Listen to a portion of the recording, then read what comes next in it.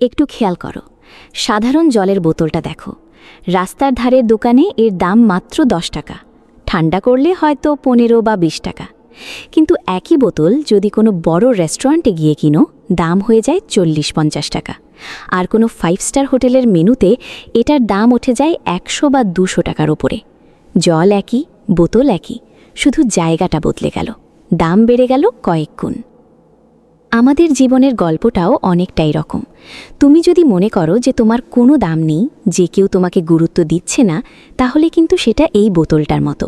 বোতলের মধ্যে জল নেই, আছে, কিন্তু ভুল জায়গায় রেখেছ বলে মানুষ তার আসল দাম বোঝে না।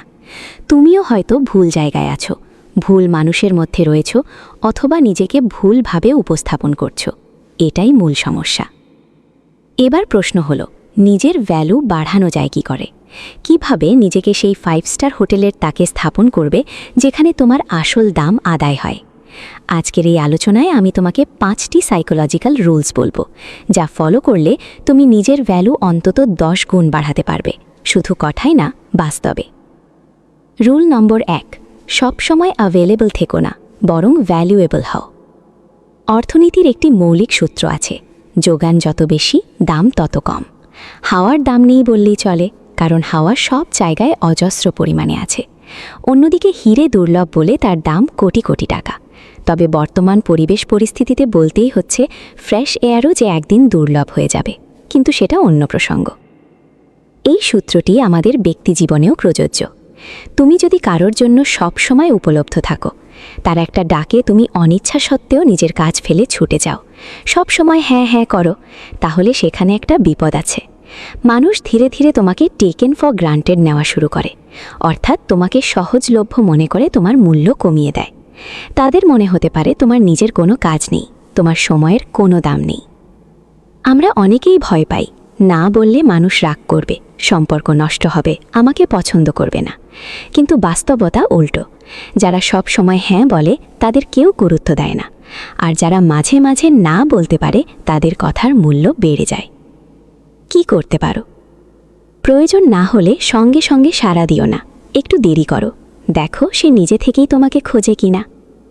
নিজের কাজ ও সময়কে অগ্রাধিকার দাও, কাউকে সাহায্য করতে গিয়ে নিজের গুরুত্বপূর্ণ কাজ ফেলো না।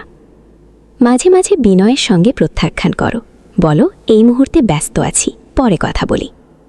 বিশ্বাস করো, তুমি যখন তোমার সময়কে সম্মান করবে, তখন গোটা পৃথিবীও তোমাকে সম্মান করতে বাধ্য হবে।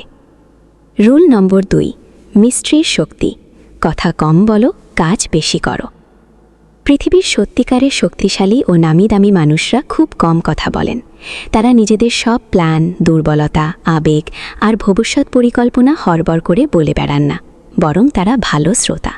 তারা শোনেন বেশি, আর তারা কাজ করেন নীরবে। কেন এটা জরুরি? কারণ যত কম নিজেকে খোলাখুলি প্রকাশ করবে, তত বেশি মানুষ তোমার প্রতি আগ্রহী হবে। একজন রহস্যময় ব্যক্তিত্বের চুম্বকত্বই আলাদা। যখন কেউ তোমার পুরো খাতা খোলা দেখে ফেলে, তখন তার জানার আর কিছু থাকে না। আর যার কাছে জানার কিছু নেই, তাকে নিয়ে চিন্তা করার কিছু থাকে না। ভাবো তো, তুমি যদি বলে দাও আগামীকাল তুমি কি করবে, পরশু কি প্ল্যান, তোমার ভয় কি, তোমার দুর্বলতা কি, তাহলে অন্য মানুষ তোমার মিস্ট্রি ফ্যাক্টরটাকে শেষ করে দেয়। তারা গ্যাস করতে পারে তুমি কি করতে পারো, আর তখন তোমার প্রতি তাদের আগ্রহ কমে যায়। সঠিক অভ্যাস কি? সবসময় সব কথা সবাইকে বলবে না, কিছু জিনিস নিজের কাছেই রাখো। যখন কেউ তোমার পরবর্তী পদক্ষেপ জানতে চায়, সরাসরি বলে দিও না, বরং বলো দেখা যাক, সময় বলে দেবে। নিজের কাজগুলো করে দেখাও, বড় বড় কথা না বলে কাজের ফলাফল দেখাও। লো প্রোফাইলে থাকো, নিজেকে সবার সামনে এতটা খুলে দিও না যাতে তুমি প্রেডিক্টেবল হয়ে যাও। মনে রাখবে, যার মধ্যে রহস্য কম তার প্রতি আগ্রহ কম, আর যার মধ্যে রহস্য থাকে তাকে নিয়ে মানুষ ভাবে এর পরের মুভ কি, আর এই ভাবনাই তোমার ভ্যালু বাড়ায়। রুল নম্বর 3, নিজেকে আপডেট করো, সময়ের সাথে এগিয়ে চলো। আজ আমরা প্রত্যেকেই স্মার্টফোন ব্যবহার করি। যদি কেউ তোমাকে বলে পুরনো কিপ্যাড ফোন ব্যবহার করতে, তুমি কি রাজি হবে? কিংবা ধরো 5G যুগে কেউ যদি তোমাকে শুধু 2G নেট ব্যবহার করতে বলে, তুমি কি করবে? করবে না, কারণ তুমি চাইবে কাজ দ্রুত শেষ করতে, সময় বাঁচাতে। তাই তুমি বেছে নেবে আপডেটেড টেকনোলজি। ঠিক একই কথা আমাদের ব্যক্তিত্ব ও দক্ষতার বেলায়ও সত্যি। 5 বছর আগেই তুমি যেমন ছিলে, 5 বছর পরও যদি ঠিক একই থাকো, তাহলে লোকে তোমাকে ভ্যালুয়েবল পারসন হিসাবে মেনে নেবে না, কারণ পৃথিবী এগিয়ে যাচ্ছে। আর তুমি যদি পেছনে পড়ে থাকো, তোমার ভ্যালু কমতে থাকবে। নিজের ভ্যালু বাড়ানোর জন্য সবচেয়ে গুরুত্বপূর্ণ জিনিস হলো নলেজ আপডেট করা এবং নিজেকে উন্নত করা। কিভাবে আপডেটেড থাকবে? নিয়মিত ভালো ভালো বই পড়ো, শুধু ফেসবুক ইউটিউবের ভিডিও না, জ্ঞানমূলক বই পড়ো। নতুন নতুন স্কিল শিখো। আজকের যুগে digital skill, communication skill, leadership skill এগুলো অপরিহার্য।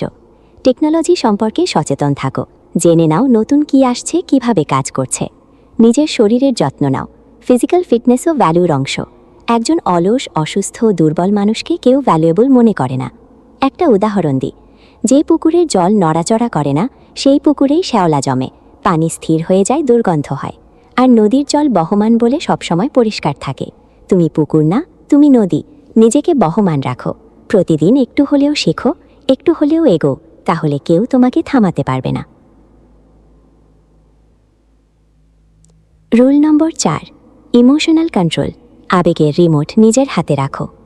আমরা অনেকেই এমন আছি যারা সামান্য কথায় হঠাৎ রেগে যাই, অকারণে কেঁদে ফেলি, আবেগপ্রবণ হয়ে পড়ি, একটু না পেয়েই রিয়্যাক্ট করি। এটা আমাদের ব্যক্তিত্বকে দুর্বল করে দেয়। সমাজ সহজেই আমাদের ইম্যাচিওর বা অপরিণত বলে চিহ্নিত করে। একটা ছোট উদাহরণ দিই, ধরো কেউ তোমাকে অকারণে অপমান করলো, তুমি সঙ্গে সঙ্গে চিৎকার করে রেসপন্ড করলে। এর মানে কি দাঁড়ালো? এর মানে হলো তোমার আবেগের রিমোট কন্ট্রোলটা এখন ওই ব্যক্তির হাতে। সে চাইলেই তোমাকে রাগিয়ে দিতে পারে, কাঁদিয়ে দিতে পারে। এটা ভীষণ দুর্ভাগ্যের কথা। উচ্চমূল্যের মানুষদের একটি গুণ হলো তারা সঙ্গে সঙ্গে রিয়্যাক্ট করেন না। হ্যাঁ, তারা রেসপন্ড করেন, কিন্তু রিয়্যাক্ট করেন না। তফাৎটা বুঝতে হবে। রিয়্যাক্ট হলো আবেগের তাৎক্ষণিক প্রতিক্রিয়া, যা প্রায়ই অতিরিক্ত ও অমার্জিত হয়। রেসপন্স হলো মাথা ঠান্ডা করে ভেবে দেখা, তারপর সংযত ও কৌশলী উত্তর দেওয়া। ইমোশনাল কন্ট্রোল বাড়ানোর উপায়। যখন কেউ তোমাকে উত্তেজিত করছে, তখন থামো, 10 সেকেন্ড গুনে নাও, তারপর উত্তর দাও। নিজেকে প্রশ্ন করো, এই বিষয়টি কি 5 বছর পরেও গুরুত্বপূর্ণ হবে? না হলে কেন এখনই রক্ত গরম করছো? কাউকে দেখিয়ে দাও যে তুমি রাগ করতে জানো, কিন্তু সংযম রাখতে জানো। নীরবতা অনেক সময় সবচেয়ে শক্তিশালী অস্ত্র। মনে রাখো, হাই ভ্যালু পিপল কখনোই সামান্য কারণে নিজের ইমোশনের বন্যা বইয়ে দেন না। তাদের শান্ত স্বভাবই তাদের ব্যক্তিত্বকে ভারী করে তোলে। তাই আজ থেকে সংকল্প নাও, কিছুই যেন সহজে তোমার রাগ বা কান্নার কারণ না হতে পারে। আবেগের রিমোট কন্ট্রোল নিজের হাতেই রাখো। Rule number 5, set your boundary. আত্মসম্মানের দেয়াল তৈরি করো। এই পঞ্চম নিয়মটি সম্ভবত সবচেয়ে গুরুত্বপূর্ণ। এটি শেখায় কেন আমাদের জীবনে সীমানা বা বাউন্ডারি তৈরি করা জরুরি আর কিভাবে সেটা করতে হয়। প্রায়ই আমরা অভিযোগ করি, কেন আমার কোনো দোষ ছাড়াই কেন আমাকে বারবার অপমান করা হয়, কেন কেউ আমার অনুভূতির মূল্য দেয় না। এর উত্তরটা কিছুটা তেতো, কিন্তু সত্যি, কারণ তুমি সেটা সহ্য করো। তুমি কোনো বাউন্ডারি নির্ধারণ করনি। তুমি তোমার অপমানের বিরুদ্ধে কণ্ঠ তোলো না, তুমি হেসে উড়িয়ে দাও। ফলে লোকে ভেবে নেয় এটাই তোমার স্ট্যান্ডার্ড, এটাই তোমার সয়ে নেওয়ার ক্ষমতা।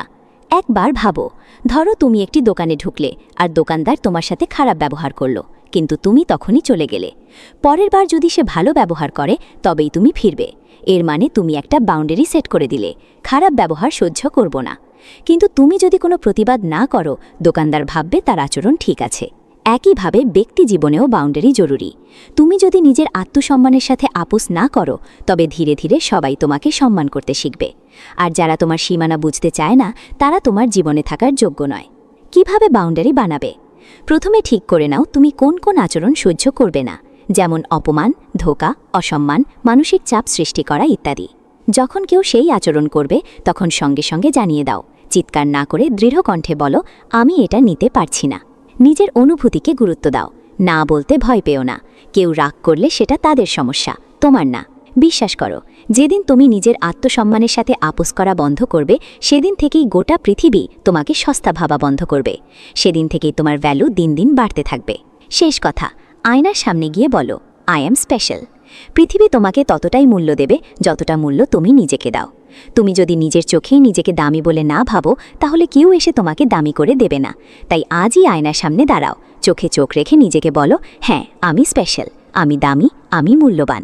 এই 5টি নিয়ম মেনে চলার চেষ্টা করো। একদিনে পরিবর্তন আসবে না, কিন্তু বিশ্বাস রাখো, প্রতিদিন একটু একটু করে নিজেকে গড়ে তুললে একদিন দেখবে তোমাকে ছাড়া পৃথিবী যেন ঠিক জমেই না। তোমার জীবনে এই 5টি রুলের মধ্যে কোনটা সবচেয়ে ভালো লাগলো কমেন্ট করে জানাতে ভুলো না। আর এই ধরনের বাস্তবিক কার্যকর পরামর্শ নিয়মিত পেতে আমাদের সাথেই থাকো। ধন্যবাদ। দেখা হবে পরবর্তী কোনো আড্ডায়। ততদিন নিজের দাম নিজে বাড়াও।